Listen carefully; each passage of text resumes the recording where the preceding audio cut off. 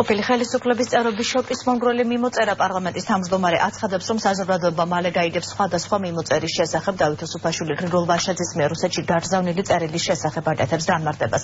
მისი თქმით, მან ამის თაობაზე არაფერი იცოდა, თუმცა ფიქრობს, რომ დოკუმენტი საიდუმლოებას არ შეიცავს. დღესვე კულტურის მინისტრიც რა მოეხმაურა ამ მიმოწერას გურამ მოდიშარია ადასტურებს, რომ სხვა მსგავსი წერილებიც არსებობს, რაც მალე საჯარო გახდება.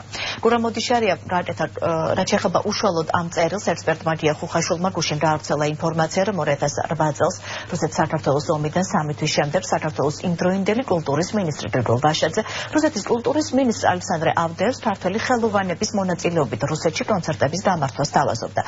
გია ხუხაშვილმა წერილის ასლები ჟურნალისტებს თუშინდელ პრეს-კონფერენციაზე დაურიგა. თავად ვაშაძე საკუთარი მიმოწერის დასაჯაროებას კანონდარღვევად დაფასებს.